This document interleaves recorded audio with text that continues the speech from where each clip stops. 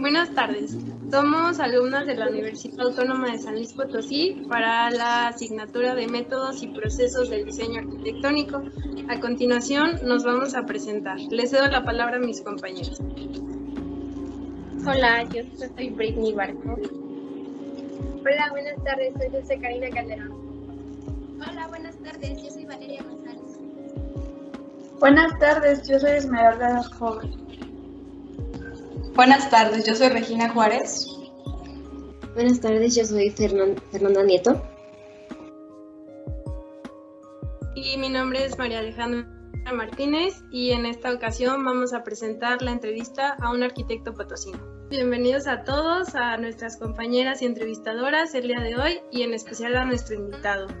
Con una trayectoria en San Luis Potosí, fue ex vicepresidente de programas específicos de la Cámara Mexicana de la Industria de la Construcción, un conocido expresidente del Colegio de Arquitectos en San Luis Potosí y sobre todo es un gran profesor, un profesor ejemplar y de gran inspiración en la Universidad Autónoma de San Luis Potosí. Bueno, pues está con nosotros el arquitecto potosino Andrés Roy Hardy Martínez. Bienvenido, profesor. Muchas gracias, aquí estoy a sus órdenes. Ok, bueno, pues para comenzar nos gustaría saber alguna información básica sobre usted, como sus estudios, la generación en la que estuvo, de qué escuela es egresado. Yo soy egresado de la Facultad del Hábitat. Bueno, en aquel tiempo Escuela de Arquitectura. Yo soy de la generación 74-79, o sea, de la tercera generación de la escuela. Mi formación académica es exclusivamente de licenciatura en arquitectura. Buenas tardes. Vamos a empezar con una pregunta que es: ¿en qué momento decidió usted estudiar su profesión? Mira, yo empecé con las ganas de estudiar arquitectura desde muy chico, desde muy joven, porque siempre tuve la inquietud, digamos, de ser arquitecto. Yo veía algunas construcciones, veía algunas casas, veía algo y trataba de dibujarlas. Pedía a mis padres que me mandaran, que quería yo estudiar arquitectura. No existía la carrera de arquitectura aquí, prácticamente en aquellos años, que yo sepa, existían en México, en Guadalajara y en Monterrey.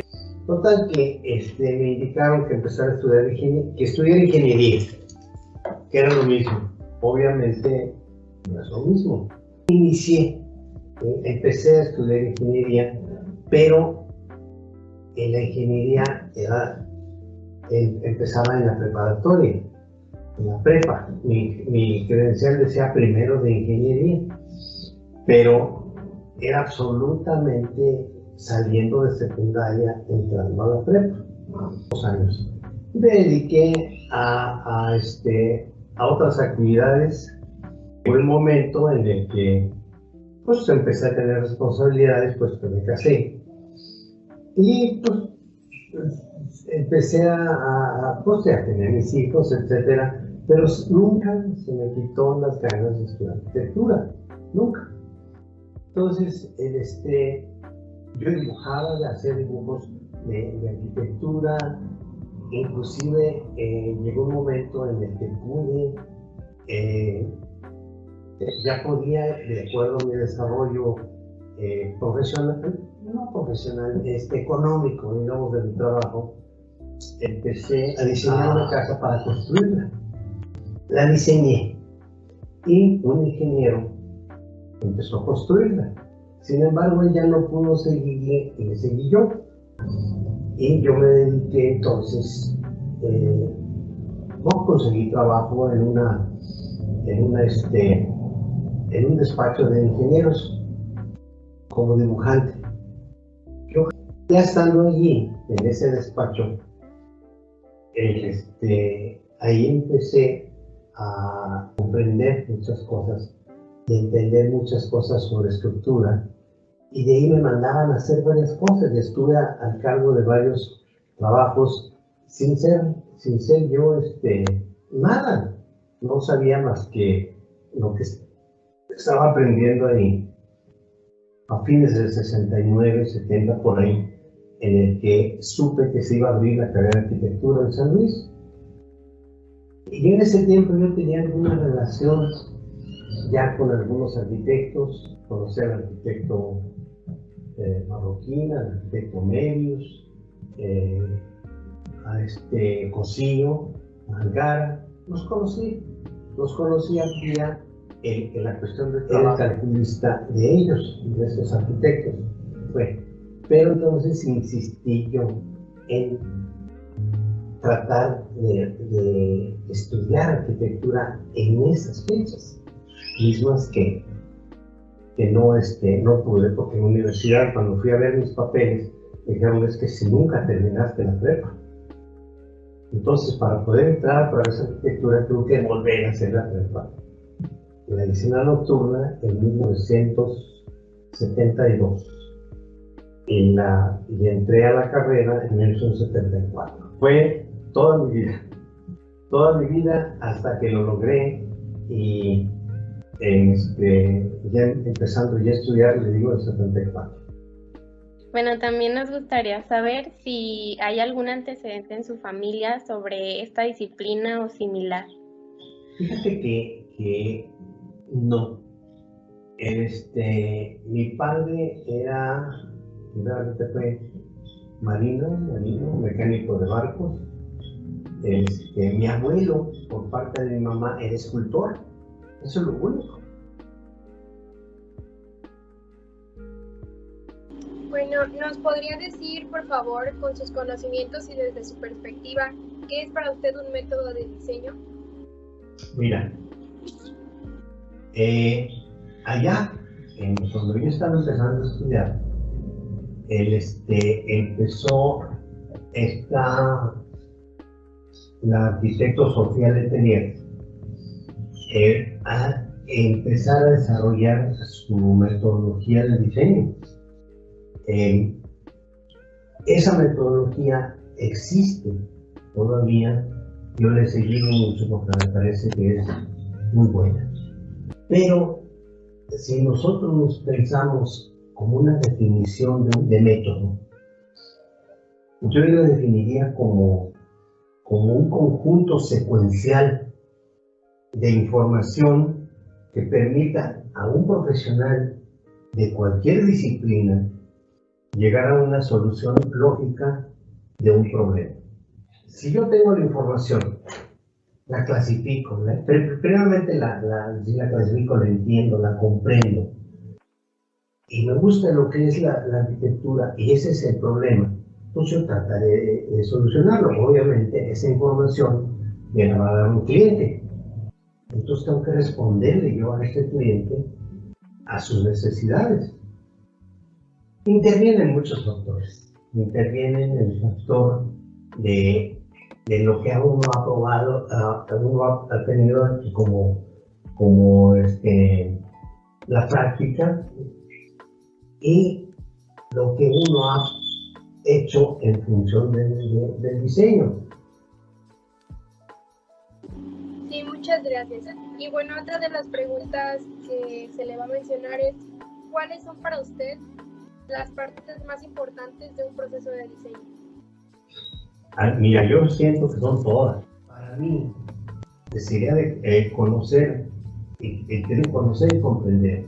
Mira, yo siento que si conozco y comprendo de lo que yo estoy hablando, que es parte de mi profesión, puedo manejar esa información a favor de un cliente.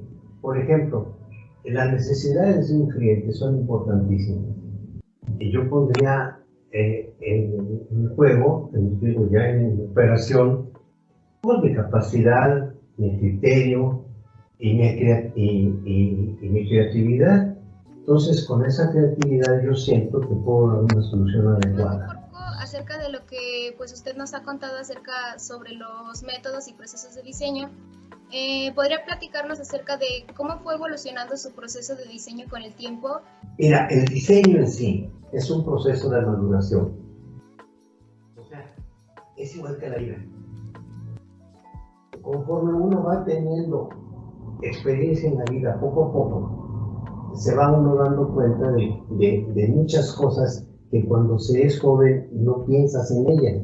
A mí lo que prácticamente me hacía falta, necesitaba yo ya tenía compromisos adquiridos, que era mi familia.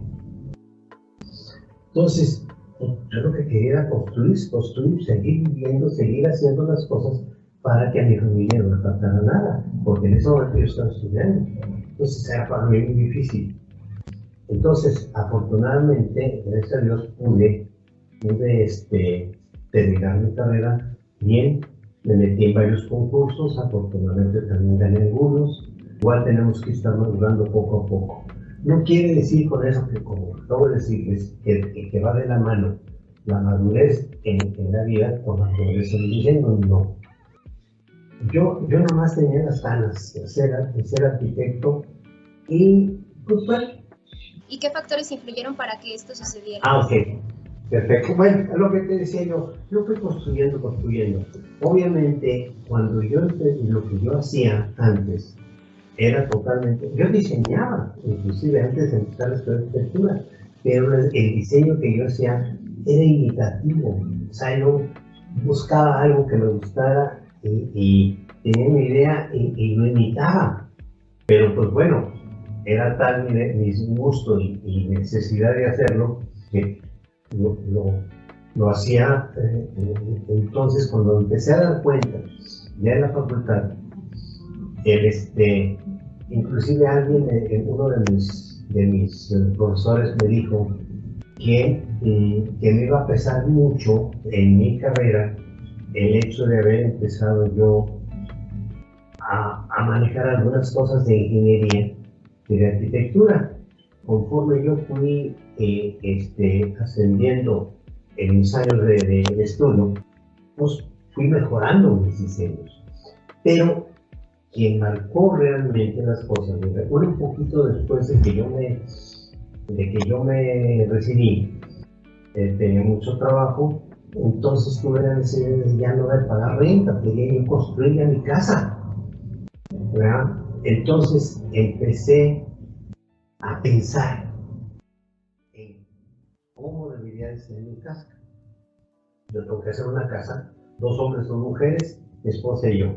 Entonces dije, bueno, yo voy a hacer 3 recámaras, 2 para las muchachas y 2 para los muchachos, y así fue. Total, empecé a ver muchos factores en mi casa, pero me dijo, hay que atrapar la luz y meterla dentro de la obra.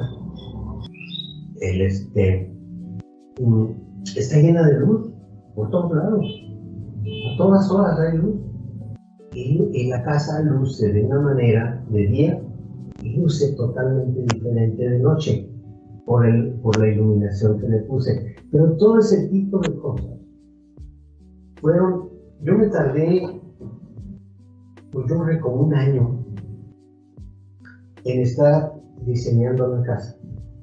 Muy rápido a lo que fue el diseño final de la casa. Yo creo que ahí me tardé como 1 mes y medio. Y a mí me gusta mucho, para mí es una arquitectura feliz.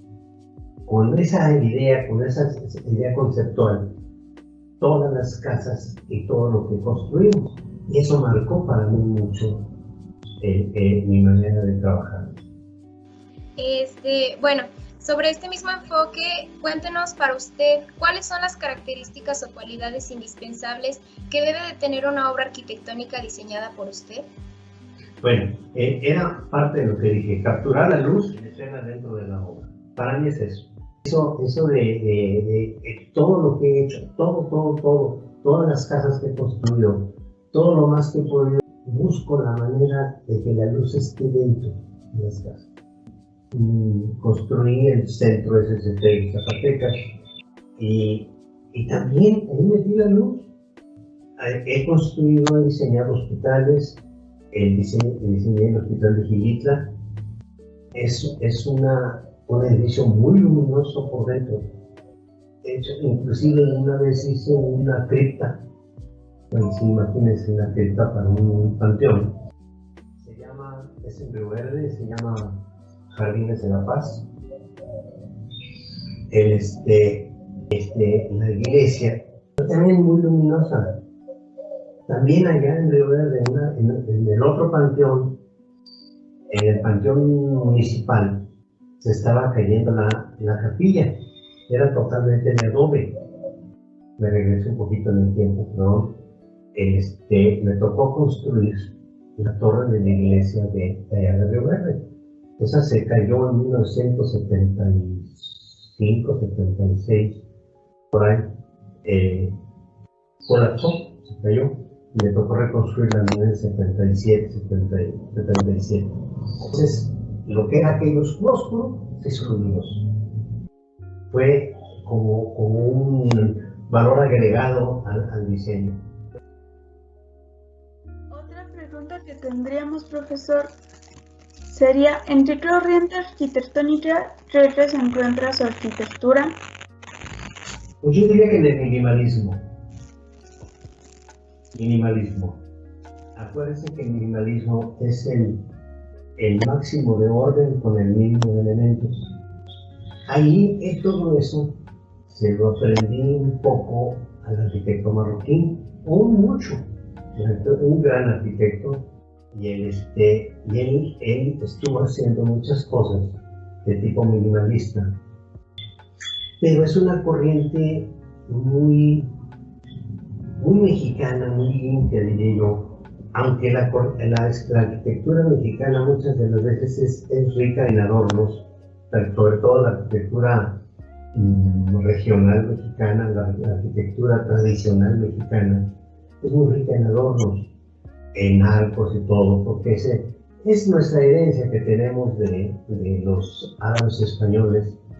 Y el color que usamos en la arquitectura es esa herencia de nuestros indígenas. Yo busco más bien es un poquito austero, gris, el color. ¿Qué problemáticas del diseño cree que encontraremos con mayor frecuencia? Mira, uno como arquitecto me gustaría diseñar unos casones, grandototas, en los edificios altos, llenos de gente y todo muy bonitos. Hay que ser realistas. Miren, hace 50 años, los lotes en los fraccionamientos o en las zonas residenciales eran de 12 metros de frente por 30 de fondo. O sea, 360 metros cuadrados, o más grandes todavía. Pero de ahí empezó a bajar. Ahorita, en un fraccionamiento que se llama Monterra, el terreno es de 10 de frente por 20 de fondo. O sea, 200 metros cuadrados. Imagínense ustedes que en 200 metros cuadrados y aparte inclinados, la persona le venden ahí. Pero bueno, ahí me ha tocado también construir algunas cosas que son bastante difíciles. La problemática en el diseño, en el caso de esos terrenos, el problema es el costo. Ahí empiezan los problemas. La cantidad de recursos disponibles. Los principales, el problema es el espacio disponible, los terrenos disponibles y los recursos. Tenemos aquí unas fotografías del Auditorio Tecnológico Regional de San Luis Potosí y nos podría comentar sobre el método de diseño que utilizó en la construcción de este proyecto. Quien me contactó a mí para esto fue un profesor de educación física, un profesor muy querido, el profesor Bill Interior, ya en el espacio que quedó resultante. Hay alrededor de 50 metros de claro de las vigas. Mira, había dos cosas ahí. Yo tenía que poner los accesos. Tenía que poner accesos tengo idea que se pusieron 4 accesos, no me acuerdo bien. Entonces, y tenía que haber unas columnas. Yo no quería hacer una estructura plana. Son estructuras tridimensionales, en el que la parte superior son dos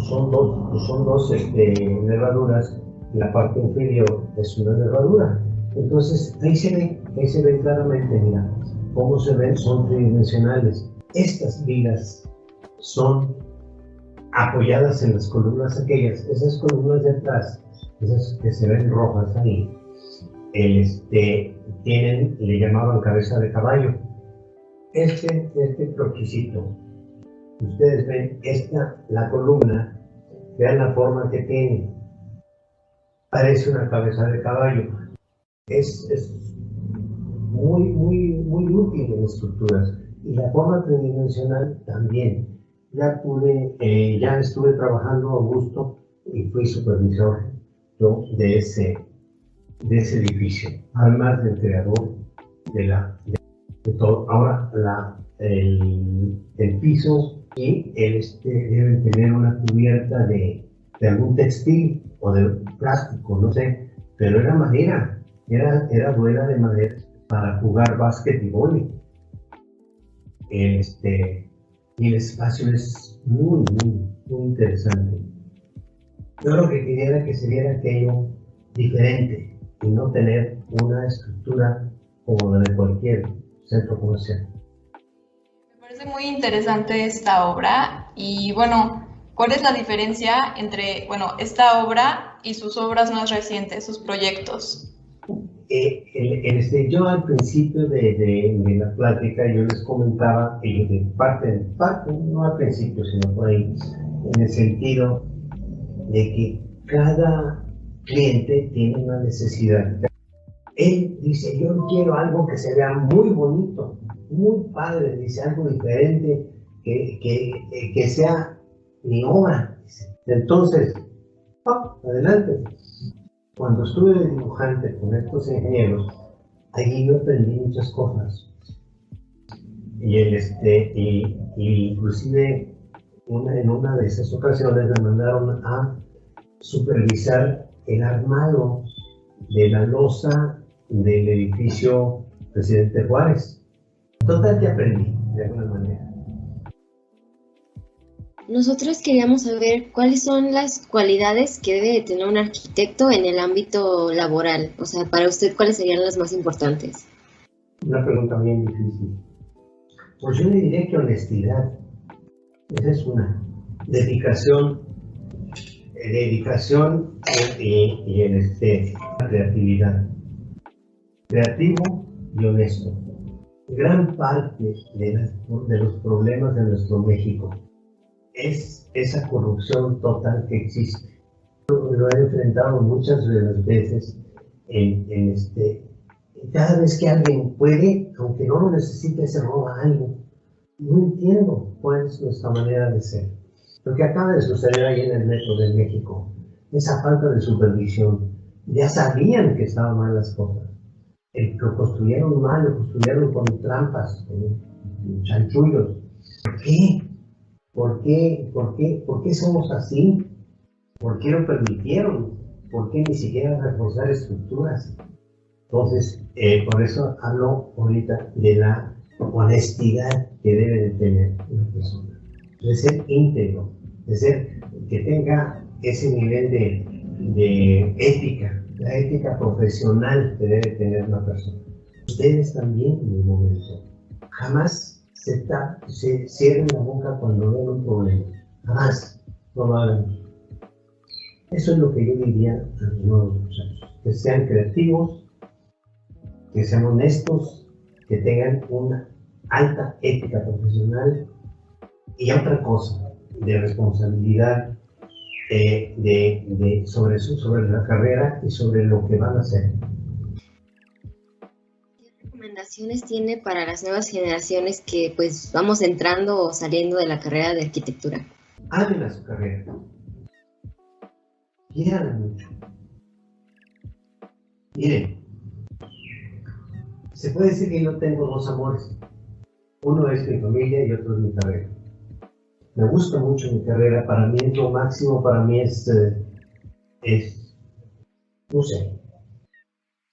no sé qué hubiera sido en caso de no ser, de ser arquitecto, quién sabe qué hubiera sido, no sé. Si métanse a fondo en entender todas las problemáticas de la arquitectura, la problemática humana, de espacios, social. ¿Sí? Eso se trata, que uno entienda las necesidades del cliente y se las resuelva de una manera adecuada y feliz. Que vayan viendo, que observen, que entiendan, que aprendan las tecnologías nuevas.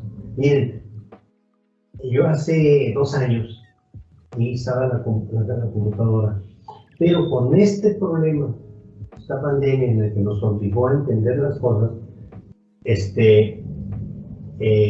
tuve que ponerme a estudiar.